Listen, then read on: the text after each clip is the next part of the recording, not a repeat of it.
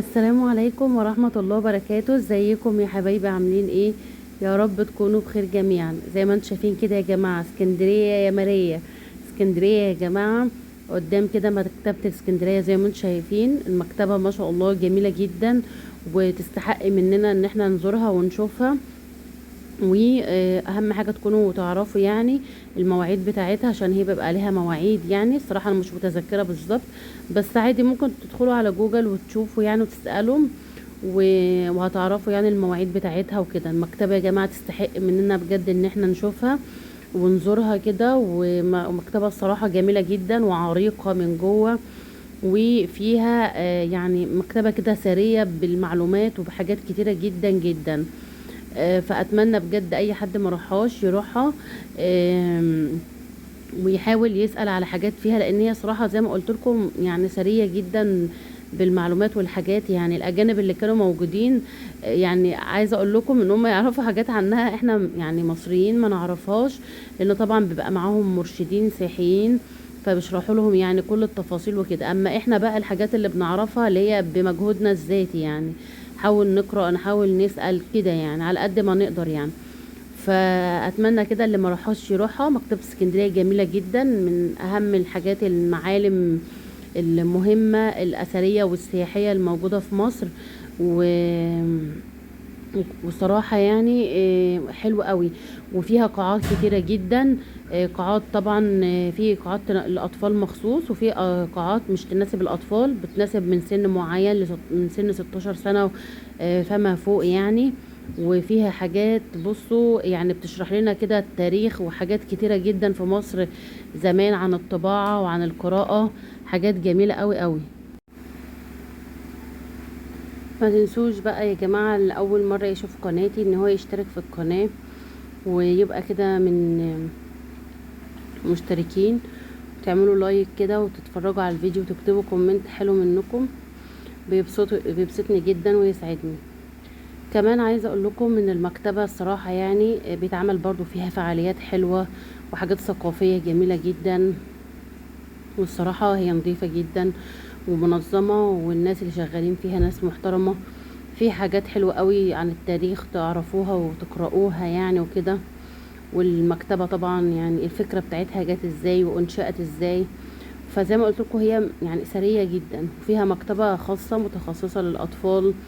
وفيها يعني عارفين الطبعة اللي هي كانت بتطبع كتب زمان دي، موجود برضو ليها الطبعة دي. كانت في الأول كانت يعني كان شكلها ايه ومراحل تطورها كلها. دي كده يعني ايه، برواز كده بيوصف المكتبة وشكلها كله، يعني الخارجي كله عبارة عن ايه. وعلى فكرة ما شاء الله في أجانب كتير جدا من كل أنحاء العالم بيجوا يزوروا المكتبة ويتعرفوا عليها وعلى كل حاجة فيها. وعايزة أقول لكم بقى كمان مفاجأة. الفيديو ده يا جماعة أنا كنت مصوراه في شهر واحد في الشتاء. شايفين الجو كان في اليوم ده الصراحة الجو كان جميل قوي. وعايزة أقول لكم كمان الجو كان حر يعني في شهر واحد بقى، انتوا عارفين يعني في عز البرد وكده، والجو كان حر. حتى سلالم المكتبة زي ما انتوا شايفين كده عليها بصوا يعني معلومات او حاجات قراءات يعني وكده. بصراحة يعني فيها حاجات قوي ممتعة وحلوة جدا،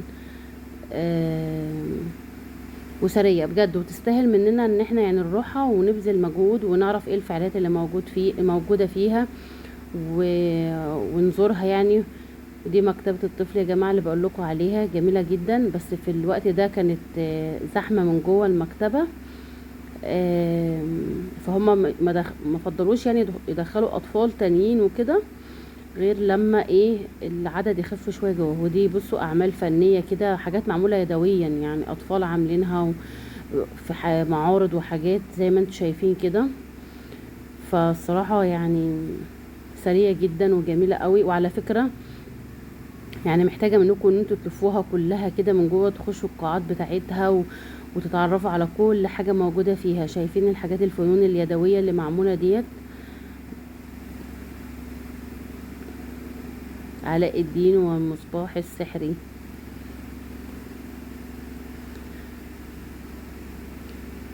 فاللي راح المكتبة بقى وشافها وكده بجد هي تحتاج الزيارة اكتر من مرة.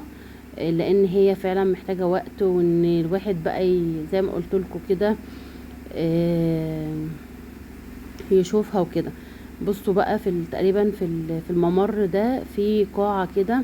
القاعة ديت خاصة بالكاتب المصري معروف اسمه محمد حسنين هيكل. لا، هي مش الصراحة مش في الممر دي، مش في الممر ده. دي حاجات أثرية كده عن الفراعنة وحاجات عن تاريخ مصر يعني وكده. فعايزة اقول لكم الكاتب محمد حسنين هيكل ليه مكتب في المكتبة، وده كاتب يعني ومشهور جدا في مصر ومعروف، وليه كتب وكتابات كتيرة جدا عن الموضوع ده، عن يعني حاجات سياسية وحاجات عن كتب يعني هو عاملها وكده وحاجات كتيرة. فالصراحة يعني المكتبة دي لوحدها اصلا بتاعت محمد حسنين هيكل الكاتب طبعا الكبير جدا. يعني عايزة اقول لكم الراجل ده كان موسوعة موسوعة بجد يعني.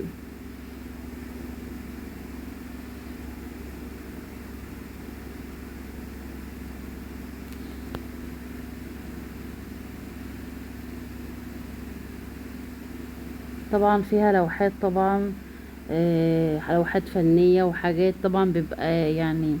بصوا هي المشكلة اللي قابلتنا الصراحة في المكتبة ان احنا يعني مش يعني ايه يعني اي حاجة بنحاول نعرفها في المكتبة ده بمجهودنا الشخصي باجتهادنا احنا اللي بنحاول ان احنا نعرفها، فاهميني؟ فالصراحة يعني الواحد محتاج بقى حد يرشده ويعرفه ده ايه والحاجة دي موجودة ليه واتعملت امتى والكلام من ده. فدي بس المشكلة، وهي طبعا مشكلة كبيرة بالنسبة لنا يعني. بس في الأجانب بقى لا، طبعا الموضوع طبعا مختلف جدا مع الأجانب، لأن هم كل حاجة يعني بتبقى معروفة ليهم، وبقى معاهم حد بيرشدهم وبيعرفهم الحاجة دي ليه اتعملت ليه وكده، أو كتبت ليه أو موجودة ليه وكده يعني.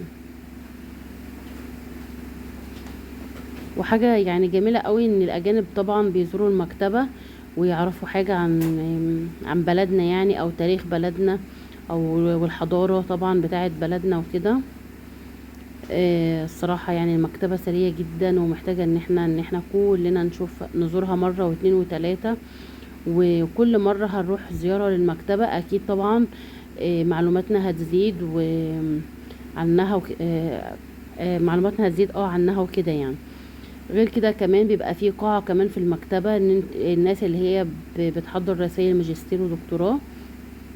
وبصوا ده يا جماعة، ده المكتب بتاع اهو الكاتب اهوت محمد حسنين هيكل اهوت. دي المكتبة بتاعته. طبعا الراجل ده يعني موسوعة كبيرة. نكمل بقى كلامنا. الناس اللي هي بتحضر بقى رسائل ماجستير ودكتوراه بيبقى لهم قاعة فيها البحث العلمي، وصراحة يعني جميلة جدا جدا جدا، بس هي محتاجة وقت بقى وزيارة وتسألوا على كل حاجة وكده يعني. اتمنى بقى الفيديو البسيط بتاعي ده عن مكتبة اسكندرية يكون عجبكم او افادكم ولو بحاجة بسيطة جدا. هم الطلبة همت.